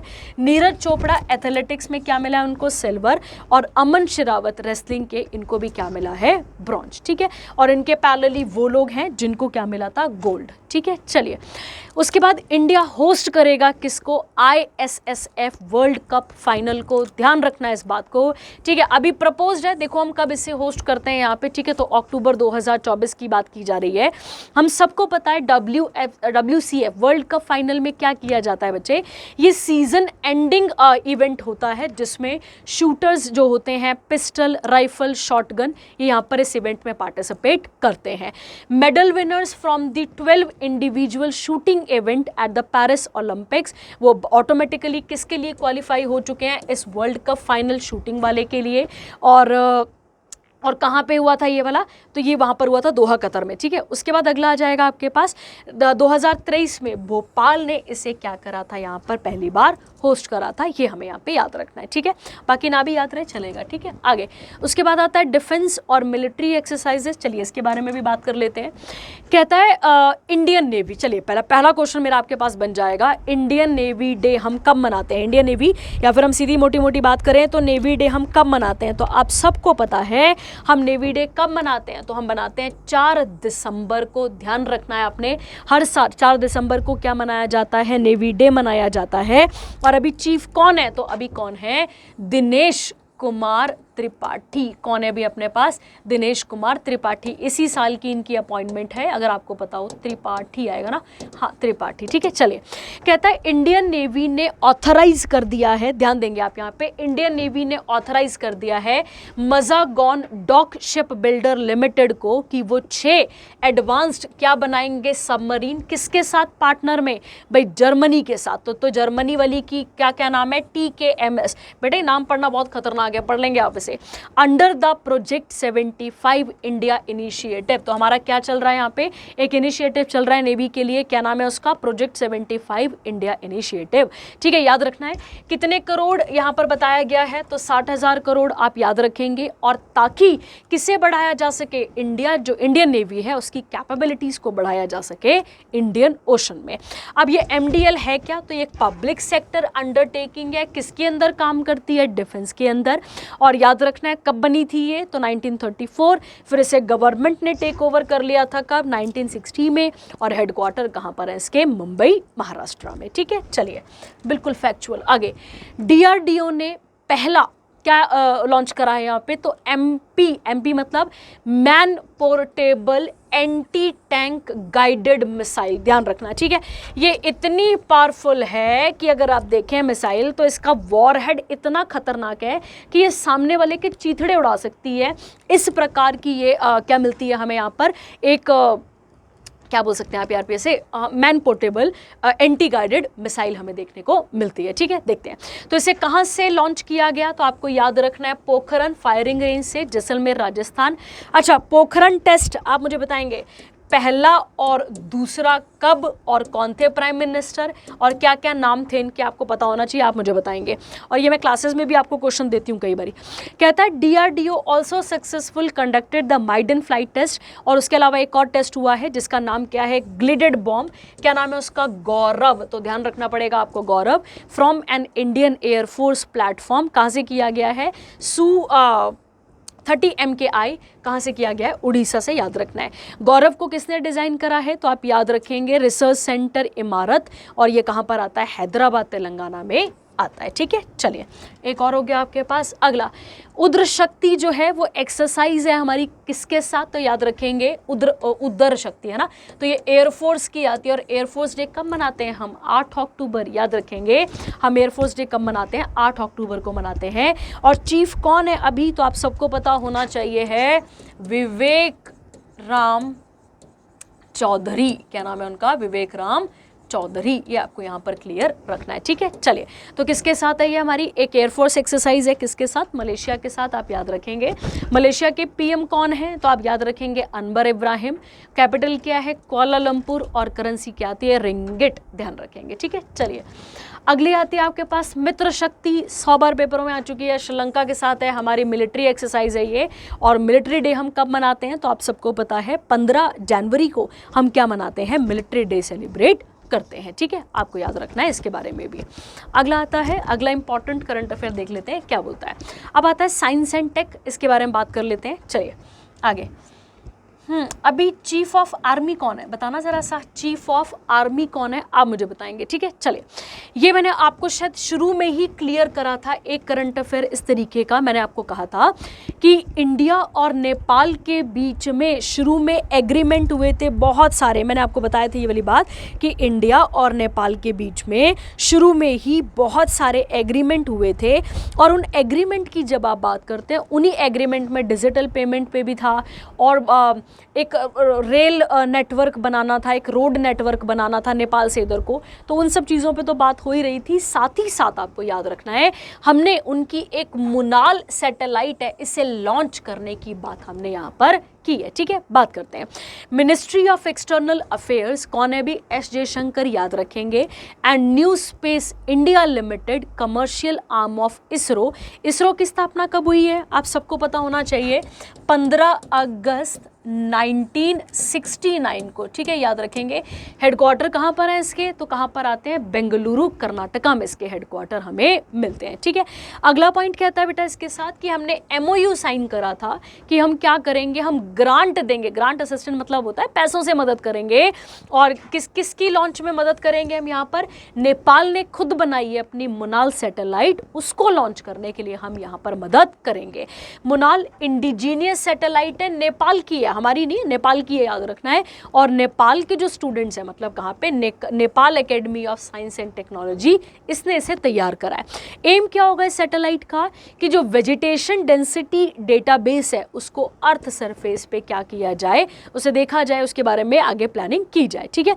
It is expected to be launch soon in on NSIL polar satellite launch vehicle के साथ इसे लॉन्च किया जाएगा, ये आपने यहाँ पर देखना है। उसके बाद है अंतरिक्ष प्रतिशान नेपाल, नेपाली स्पेस स्टार्टअप है which has assisted Nepali student, जिन्होंने फिर ये सैटेलाइट को बनाया होगा, ठीक है। आगे, और NSIL क्या है आपके पास, तो इंडिया की एक कंपनी है और जो डिपार्टमेंट ऑफ स्पेस के लिए काम करती है, जिसके हेडक्वार्टर कहाँ पर है, बेंगलुरु कर्नाटका में हमें देखने को मिलते हैं, ठीक है। अब देखते हैं नेपाल किस किस के साथ बॉर्डर शेयर करता है। देखिए बेटा, नेपाल हमारे पास एंशंट हिस्ट्री के लिए भी इंपॉर्टेंट है, मॉडर्न के लिए भी इंपॉर्टेंट है।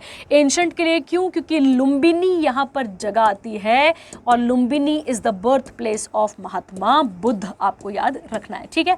उसके अलावा अगर हम बात करते हैं यहाँ पे मॉडर्न हिस्ट्री की बात करते हैं, तो आप सबको पता है ट्रीटी ऑफ सगौली वो साइंड, ठीक है, अगर आपको याद हो तो गोरखास का युद्ध हुआ था किसके साथ, और ये हुई थी 4 मार्च 1816 को, ठीक है। ये क्या की गई थी, ट्रीटी यहाँ पर की गई थी, ठीक है। अगर आप थोड़ा सा भी कनेक्ट कर पा रहे होंगे तो ये आपने ज़रूर पढ़ा होगा, ठीक है, क्योंकि Lumbini is the birth place और नेपाल में आ जाता है। नेपाल की ही एक हाईएस्ट पीक है जिसको हम क्या कहते हैं भैया, माउंट एवरेस्ट भी कहते हैं, और जिसको सागर मथ भी कहा जाता है, ठीक है। क्या कहा जाता है, सागर मथ भी कहा जाता है, ये आपको यहाँ पर पता होना चाहिए।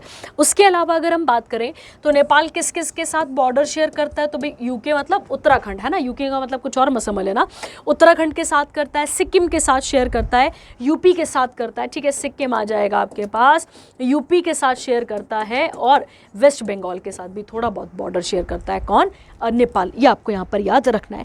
नेपाल और इंडिया की एक बहुत पेट एक्सरसाइज है जिसका नाम क्या है, याद रखना है आपने, सूर्य किरण, क्या नाम है उसका, सूर्य किरण। ये पेपरों में मैच द फॉलोइंग में देखी जाती है, तो मिलिट्री एक्सरसाइज है, क्या नाम है बेटा उसका, तो आप याद रखेंगे सूर्य किरण, उसका नाम हमारे पास आता है, ठीक है। अब ये बेटा हमने ट्रीटी नहीं करी है, ये ब्रिटिश इंडिया की ट्रीटी है, किसके साथ, नेपाल के साथ, याद रखना है। और ये जो लुम्बिनी है ये तो एंशंट, क्योंकि उस टाइम तो कोई बाउंड्री डिमार्केटेड नहीं थी, ये आप देख लेंगे इसके साथ, ठीक है। चलिए आगे बढ़ते हैं, अगला आता है इसरो ने सक्सेसफुली लॉन्च करा है किसे, तो आप देखेंगे यहाँ पे तीसरा, ध्यान देंगे, third and final developmental flight of small satellite launch vehicle. कहाँ से इसको लॉन्च करा है? तो आप याद रखेंगे श्रीहरिकोटा आइलैंड, कहाँ पर आ जाता है? आंध्र प्रदेश, वहाँ से करा है। इसमें 2 सैटेलाइट जाएंगी जो टोटली किसको ऑब्जर्व करेंगी? अर्थ को ऑब्जर्व करेंगी। ये आपको यहाँ पर याद रखना है। इसे डेवलप किसने करा था? तो UR Rao satellite centre, Bengaluru, Karnataka. और पैसेंजर सैटेलाइट भी जाएगी इसके साथ, जिसका नाम क्या होगा? SR0 डेमोसैट, याद रखना है आपने, जो कि first satellite from Chennai based startup और space rickshaw and successfully place them into, और इनको अर्थ के ऑर्बिट पे कहाँ पे रखा जाएगा? 450 किलोमीटर्स पे रखा जाएगा। और इसरो की बात करते हैं तो इसरो के चेयरमैन कौन है बताएंगे आप मुझे? तो आप सबने सुना भी होगा, श्रीधर सोमनाथ, जिनको हम S सोमनाथ भी कह देते हैं। और कब बनाया इसरो? तो 15 अगस्त 1969 को इसरो की स्थापना की गई थी। ठीक है, चलिए आगे आता है अवार्ड्स एंड ऑनर्स, देख लेते हैं किसके साथ है। एयरलाइन की फील्ड पे अवार्ड दिया गया है, तो एयरलाइन की फील्ड में इंपॉर्टेंट है आपके पास, जैसे आपने पढ़ा होगा हेनले पासपोर्ट इंडेक्स भी पढ़ते हैं आप, वैसे वैसे ही कुछ वैसा ही है। देखते हैं, कहता है sky tracks world airline award दिया गया है किसको? तो इंडिया की इंडियन एयरलाइन विस्तारा को। और ये विस्तारा किसकी है? तो टाटा सिया एयरलाइन लिमिटेड है, जिसको best airline in India as well as South Asia से नवाजा गया है। इस ऑनर की अगर हम बात करें तो किस चौथी बार इन्हें मिल रहा है? 2021 से, याद रखेंगे आप। Vistara is ranked 16th in the world's best airline और 8th एशिया में आता है इसका रैंक। तो इंपॉर्टेंट है, 16th कहां पर आ गया? वर्ल्ड, और 8th कहां पर आ गया? एशिया में। आपको याद रखना पड़ेगा। कतर एयरवेज की बात करें तो ये वर्ल्ड की बेस्ट एयरलाइन है 8वें साल लगातार। सिंगापुर की बात करें तो 2nd रैंक इसका आता है, आपको याद रखना है यहाँ पर। और उसके बाद स्काई ट्रैक्स क्या है? एक लंदन यूके की एक कंसल्टेंसी है जो किसके बारे में डील करती है? एयरलाइन और जो एयरपोर्ट होते हैं उनके रिव्यूज़ वगैरह वगैरह पे पूरी की पूरी डील करती है उससे। ठीक है, चलिए आगे आता है आपके पास अरशद नदीम टू रिसीव हिलाल इम्तियाज़। ठीक है, इन्होंने, आपको पता होगा जेवलिन थ्रो में इनका क्या आता है आपके पास, ये टॉप करते हैं और इनको इस अवार्ड से नवाजा गया है। ठीक है, देखिए आपको पहले तो ये समझना पड़ेगा पाकिस्तान का हाईएस्ट सिविलियन ऑर्डर क्या है। ठीक है, जैसे हमारा हाईएस्ट सिविलियन ऑर्डर क्या है, याद करिए, भारत रत्न आता है, फिर Padma Vibhushan, Padma Bhushan and so on. वैसे ही वहाँ पाकिस्तान का क्या आता है, तो आपको याद रखना है, उसका नाम है निशाने पाकिस्तान। ठीक है, निशान ए पाकिस्तान, जैसे हमारा भारत रत्न है ना, वैसे निशान ए पाकिस्तान है। तो आपको याद रखना है जो ये हिलाल इम्तियाज़ है ये 2nd हाईएस्ट, क्योंकि पहला कौन सा है? निशान ए पाकिस्तान ना, ये आपने याद रखना है। तो ये आप याद रखेंगे किसे मिला है अभी? तो javelin throw gold medallist Paris Olympics में इनको गोल्ड मिला, तभी तो हमें सिल्वर मिला ना यार, याद रखोगे आप इनको। ठीक है, और इनका रिकॉर्ड कितना थ्रो है तो आप देखेंगे यहाँ पे 92.97 मीटर्स। चलो दुख की बात है, पर चलो कुछ नहीं कर सकते, है ना। चलिए, उसके अलावा पाकिस्तान हमारी 2 यूटीज के साथ बॉर्डर शेयर करता है। कौन कौन सी है वो? जम्मू कश्मीर और किसके साथ करता है? लद्दाख। अच्छा, किन किन स्टेट्स के साथ बॉर्डर शेयर करता है? तो पंजाब, उसके बाद गुजरात और उसके बाद राजस्थान। ठीक है, ये आपको यहाँ पर याद रखना है। ठीक है, और कितना किलोमीटर हमारे साथ बॉर्डर शेयर करता है? 3323 किलोमीटर, ये आपको याद रखना है। और इनकी और हमारी लाइन का नाम भी क्या है? रेड क्लिफ ही है। ठीक है, याद रखना है आपने, रेड क्लिफ ही नाम आता है। ठीक है, चलिए आगे बढ़ते हैं। इसके बाद अगला इंपॉर्टेंट, अच्छा ये देख लेंगे आप, और नीरज चोपड़ा आपको पता ही है 89.45 मीटर्स। ठीक है, चलिए अगला आता है आपके पास डेज आते हैं, लास्ट इंपॉर्टेंट आता है आपके पास डेज के बारे में बात कर लेते हैं। ठीक है, चलिए कहता है international day of world's indigenous को आप नेटिव भी कह सकते हैं, जो जहाँ के होते हैं उनके बारे में बात की गई है। तो उनके राइट्स को बचाना, उनके कल्चर, उनकी आइडेंटिटी को बचाना। ठीक है, ये कब मनाया जाता है? तो 9 अगस्त को मनाया जाता है। और थीम क्या है इसकी? Protecting the right of indigenous people in voluntary isolation और इनिशियली कॉन्टैक्ट। ठीक है, तो क्या कहता है, यूएनडीपी ने अनाउंस करा है the winners of 15th equator prize, जिसमें 11 इंडिजीनियस पीपल हैं और एंड लोकल कम्युनिटीज़ हैं। किससे? 8 कंट्रीज से। तो 8 कंट्रीज़ में से ये कुछ आती हैं, ये आप देख लेंगे। यूएनडीपी का हेडक्वार्टर कहाँ है? न्यूयॉर्क। और कब इसकी स्थापना हुई थी 1965 में, ठीक है। चलिए आगे बढ़ते हैं। अगला बायोफ्यूल डे, इंपॉर्टेंट डे है बेटा, याद रखना है आपने। क्यों मनाते हैं इस डे को? क्योंकि रडोल्फ क्रिस्टन कार्ल डीजल ने इसे क्या करा था, मतलब इन्होंने क्या करा था, इन्होंने डीजल इंजन की स्थापना करी थी, ये आपको याद रखना। और डीजल इंजन को और किस नाम से जानते हैं? कंप्रेशन इग्निशन के नाम से भी इन्हें हम, इग्निशन ही पढ़ेंगे ना, हाँ, इग्निशन के नाम से भी इसे हम जानते हैं, ठीक है। देखिए अगर हम सबको बताओ बच्चे बायोफ्यूल्स क्या होते हैं, तो बायोफ्यूल वो फ्यूल्स होते हैं जो कि बायोमास से आते हैं। ध्यान दीजिए, बायोफ्यूल्स वो फ्यूल्स होते हैं जो किससे आते हैं? बायोमास से। बायोमास से आते हैं मतलब एनिमल और प्लांट्स के वेस्ट से क्या बनते हैं ये, इन फ्यूल्स को क्या किया जाता है, बनाया जाता है, ठीक है। ये आपने याद रखना है। और कब मनाया जाता है इसे? 10 अगस्त को। और आप सबको पता है कि हम ग्रीन की तरफ ज़्यादा बढ़ रहे हैं, ठीक है, ग्रीन की तरफ यहाँ पर बढ़ रहे हैं, तो इसके साथ आपको यहाँ पर याद रखना है, ठीक है। उसके अलावा अगर हम बात करें इसके बारे में, तो इस ये जो है प्लांट और एनिमल के वेस्ट से ही बनता है। अच्छा, एक क्वेश्चन रह गया इसमें, है ना, इन्होंने कब इसे फाउंड करा था? तो 1893 में, ये याद करने वाला है, ठीक है। तो 1893 में इन्होंने इसकी स्थापना यहाँ पर करी थी, ठीक है। चलिए अगला आता है आपके पास international youth day. Star mark कर लीजिए भैया, यूथ के पार्टिसिपेशन को बढ़ाने के लिए। इंडिया का नेशनल यूथ डे कब मनाते हैं? मैं आपको पहले भी क्लासेस में कई बार बता चुकी हूँ, हम नेशनल यूथ डे कब मनाते हैं? 12 जनवरी को। कब मनाते हैं? 12 जनवरी। किसका बर्थ एनिवर्सरी है भैया? स्वामी विवेकानंद जी की, ठीक है। पर इस वाले की थीम पढ़ लेते हैं, from clicks to progress youth digital pathway for sustainable development, ठीक है। चलिए ये हो गया आपके पास एक और इम्पॉर्टेंट करंट अफेयर इसके साथ का जो क्वेश्चन यहाँ से बन सकता है, ठीक है। आगे अगला देखते हैं। पिछले वाले में वो पढ़ा होगा, लॉयन डे पढ़ा होगा, और इस बार क्या पढ़ रहे हैं आप यहाँ पर? एलिफेंट पढ़ रहे हैं, ठीक है। एलिफेंट के बारे में बात करते हैं, ठीक है। देखिए हमें पहले तो याद रखना है, इंडिया ने ही प्रोजेक्ट एलिफेंट को इनिशिएट करा था, याद रखना, ठीक है, प्रोजेक्ट एलिफेंट को। और कब करा था? तो आप याद रखेंगे 1992 में प्रोजेक्ट एलिफेंट को क्या करा था? हमने लॉन्च करा था, याद रखना है आपने। उसके अलावा हमने इन्हीं के अवेयरनेस के लिए गज यात्रा लॉन्च करी थी। गज किसे कहते हैं बेटा?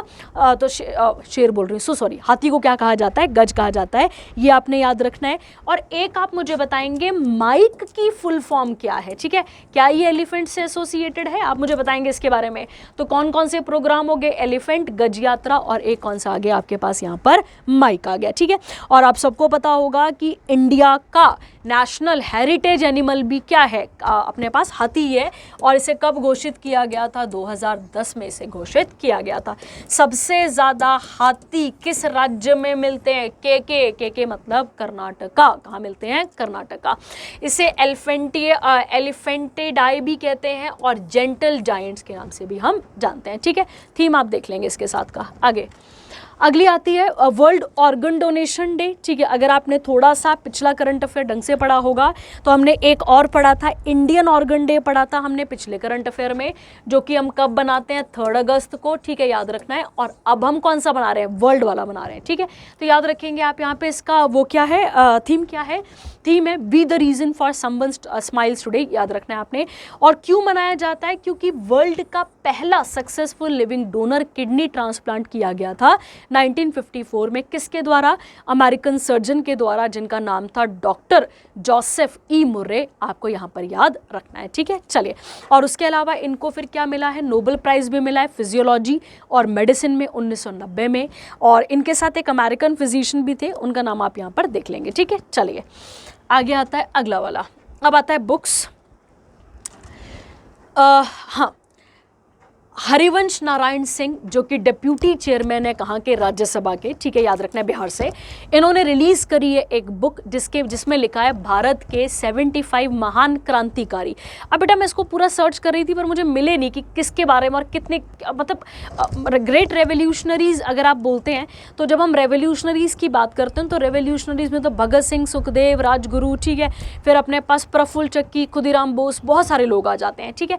तो क्या ये बुक उसके साथ एसोसिएटेड रिलेटेड है, इसको मैं एक बार फिर भी चेक करेंगे, इसको आप भी इसे चेक करिएगा, मुझे बताइएगा ज़रूर, ठीक है। जहाँ तक मैं समझ पाई हूँ कि जब आप रेवोल्यूशनरीज की बात कर रहे हैं, ठीक है, देखिए एक होते हैं फ्रीडम फाइटर, एक है रेवोल्यूशनरीज। तो जब आप रेवोल्यूशनरी बोलते हैं तो उसमें भगत सिंह, सुखदेव, राजगुरु, जिनको अंग्रेज मिलिटेंट बोलते थे, हम मिलिटेंट नहीं बोलते हैं, हम उनको आज भी रेवोल्यूशनरी बोलते हैं, ऐसे लोग जिनको हम क्रांतिकारी भी कहते हैं, ठीक है, ये आपने याद रखना है। उसके अलावा ये बुक किसने लिखी है? भीम सिंह ने लिखी है, MP हैं, कहाँ के? राज्यसभा, कहाँ से? बिहार से, ठीक है। चलिए आगे आता है डेथ, ठीक है, ऑब्ituaries देख लेते हैं किस किस की डेथ हुई है यहाँ पे। तो के नटवर सिंह पास्ड अवे, याद रखना है आपने। ये कौन थे? तो ये एक एक्सटर्नल अफेयर मिनिस्टर थे और इन्हीं को 1984 में पद्म भूषण भी मिला है। और इन्होंने किसके अंडर काम करा है? तो मनमोहन सिंह के अंडर भी काम करा है। और इनकी बुक्स भी हैं बहुत अच्छी अच्छी। हमें क्या याद करनी पड़ेगी यहाँ पे? इनकी खुद की ऑटोबायोग्राफी। क्या है इनकी ऑटोबायोग्राफी का नाम? One life is not enough, याद रखेंगे। और द लेगेसी ऑफ नेहरू भी इन्होंने लिखी है। और माई चाइना डायरी 1956 से लेकर 88 तक, ठीक है। और अभी कौन है? S जयशंकर, आपको याद रखना पड़ेगा, ठीक है। अगला राम नारायण अग्रवाल, ठीक है। देखिए बेटा, अग्नि मिसाइल्स जो थी, अग्नि मिसाइल की बहुत सारी सीरीज आई थी, बहुत सारी सीरीज में वो आई थी। उनके फादर को, मतलब उन सीरीज का फादर किसे कहा जाता है? इन्हें कहा जाता है राम नारायण अग्रवाल को। इनकी डेथ हुई है अभी रिसेंटली। और ये कौन थे? तो ये DRDO से साइंटिस्ट थे, याद रखना है। इन्हें फादर ऑफ अग्नि मिसाइल भी कहा जाता है। और 84 साल के थे, हैदराबाद तेलंगाना में इनकी डेथ हो गई। और इन्हें पद्मश्री से नवाजा गया था 1990 में, पद्म भूषण से 2000 में। और इन्हें पहला प्रोग्राम डायरेक्टर बनाया गया था किसका? अग्नि मिसाइल का। और इन्हीं को हम अग्नि मैन भी कहते हैं, ये आपने यहाँ पर याद रखना है, ठीक है। चलिए, ये आपको क्लियर हो गया आपके पास। और उसके अलावा ये थे आपके पास कुछ इंपॉर्टेंट करंट अफेयर आपके पास, जो कि हमने यहाँ पर कवर कर लिए। आई होप आपको यहाँ तक क्लियर हो गया होगा। कोई भी डाउट रहेगा तो आप पूछ सकते हैं। Thank you, have a nice day.